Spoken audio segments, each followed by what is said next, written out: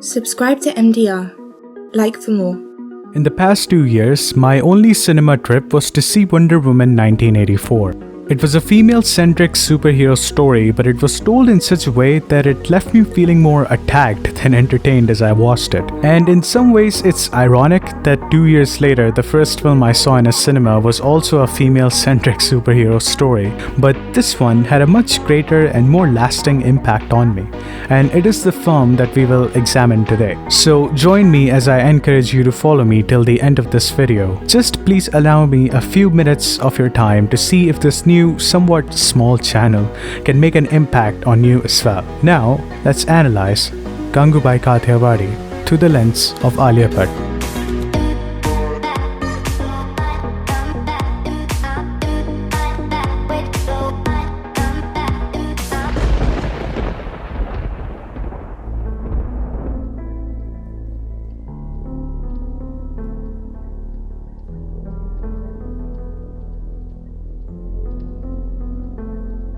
In order to understand the purpose of Gangubai Kathiawadi as a film, you have to first acknowledge the simple fact that this film is not only made to introduce and improve the image of Gangubai Kathiawadi and the women of her community, but to also serve the image of Alia Bhatt as well.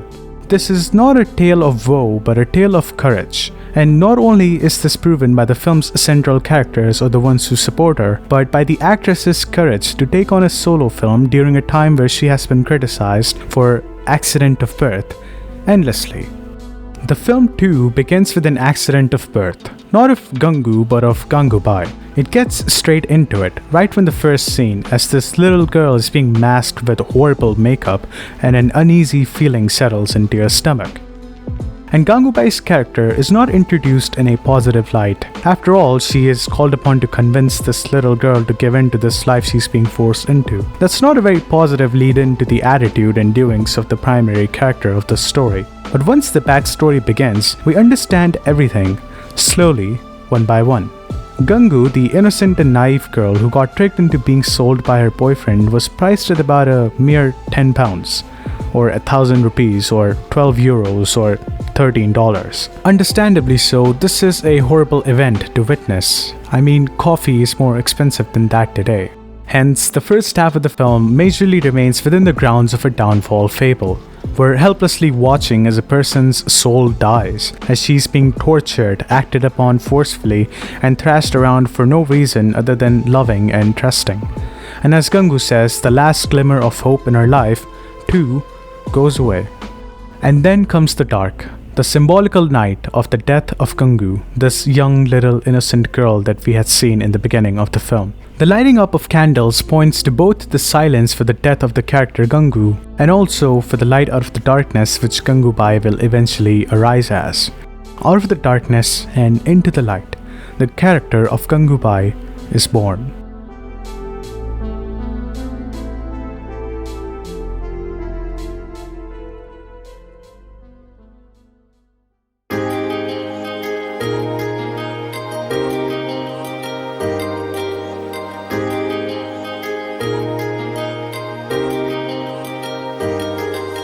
Hereafter, Gangubai Kathiawadi chronicles the rise of a nobody to a godly figure among other women in her community. There are 4 phases in the film: the backstory, the justice, the election, and the right.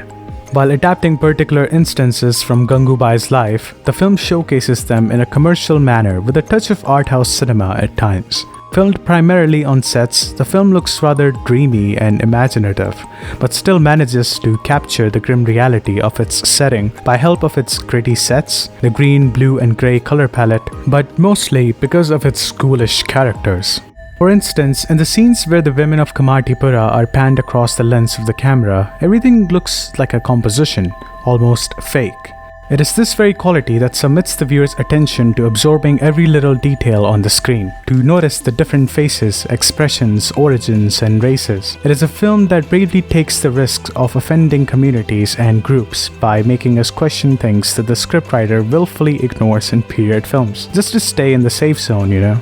and it does this by including those very things and showing them to the audience, sometimes even in slow motion to emphasize the impact. Why is it that these women have to powder their faces to attract men? Why is it that Gangubai refers to the country China in front of this particular dentist? We all know the answers, we know what this is about. But by the time one's mind addresses these faults of our society that existed in those times and continue to exist today, the film is already questioning other things, like why does a man get to decide the morals for a virtuous woman and then be the one to exploit her as well? And why is respect not offered to women working in prostitution? All this is questioned through the character of Gangubai. But trust me, Gangubai is not the only ominous character in the film. In her role as the hateful, repugnant, and creepy Sheila Mossy, Seema Pava has a performance reminiscent of those depressed mime actors that probably kill in the night. Not only as a woman does she betray her own gender, but she betrays her own workers repeatedly. In an instance where Gangubai is being assaulted, locked in a room with a madman, Sanjay Leela Bhansali very cleverly masks Sheila's true intentions in a brief moment, no longer than a second. On a more careful look, you can notice how she listens into Gangubai's pain and enjoys it. It is only when the other women interject for her to take some action that she begins to act as if she cares for Gangubai's safety. But she doesn't. The audience knows it, she herself knows it, and more than anything, Gangubai knows it. Which is why she has to go to Karim Lala to seek help in her longing for justice. After witnessing the destruction and distraught of an innocent girl's life all the way up to now, it is at this point in the film that we are able to finally experience a sense of hope, a little sense of resurrection for this character. And as a consequence, more than her, the audience seeks justice for Gangubai, and with Karim Lala's mystifying but powerful persona, it only adds to this strange pessimistic optimism. So when Gangubai gets the justice, she finally finds her true self, the strong, stubborn, and deservingly self-centered leader of the women of Kamatipura. She's already become the leader of the place, not just of that building that she resides in, but of the entire Kamatipura itself. And as Sheila passes away soon, one thing is made certain: the old ways are gone, and the new wave is of Gangubai Kathiawadi.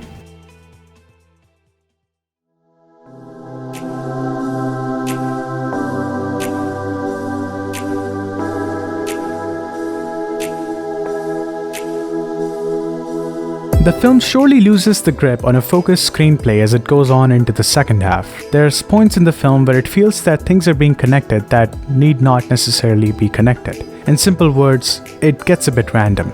I understand that the book had to be adapted, or the story from the book had to be adapted. The chapter from the book had to be adapted in a way that anecdotes from Gangubai's life made much more of a seamless connection into the narrative of the film, but it's hard not to notice the loose threads that are being tied with a pinch of fiction here and there.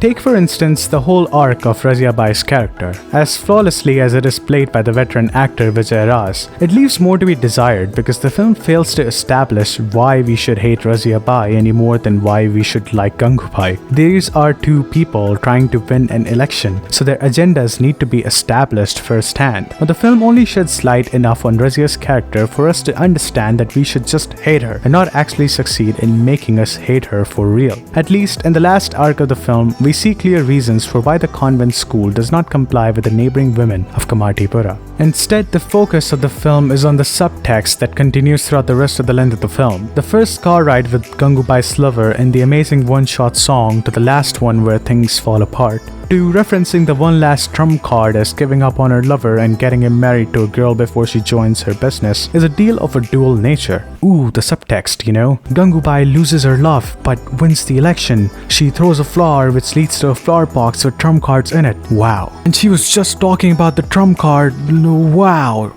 Not so much to me. To me, it makes more sense to watch the film from the perspective of having this seen a commercial film. Because it is a commercial film. The songs, as amazing they are there for a reason. Film needs them to become a commercial film. But understand one thing, that this is a commercial film shown in an artistic manner, which is what most Sanjay Leela Bhansali films I really like.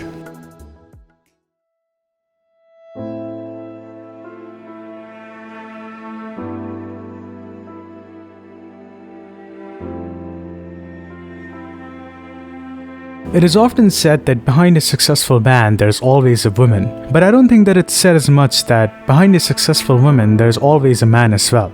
Gangu is sold for a measly amount by a man. Then she converts her life from giving in to making others give up after being assaulted by a man through the help of another man. She challenges men throughout the film and finally meets the man of all men, the then Prime Minister of India, and gets his respect as well. Gangubai, by the end of the film, surely gets your respect, but sadly, she's not here today to witness it. So the question raised in the title of this analysis points to only one thing.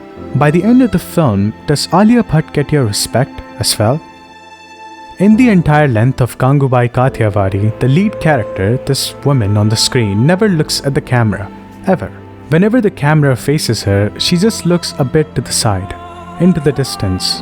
Is this Gangubai or Gangu or Alia? Who is this looking into the distance? In the final scene of Gangubai Kathiawadi, this woman goes through a myriad of expressions, of feelings and of emotions. We see what is perhaps a completely fictional, possibly unrealistic rally where this woman on the screen is being appreciated by people for her performance in her career. However, and wherever she started, she is here now and she has finally won your respect. And in the final scene, she looks at the camera, finally, smiling faintly, perhaps questioning you. Do you respect her now?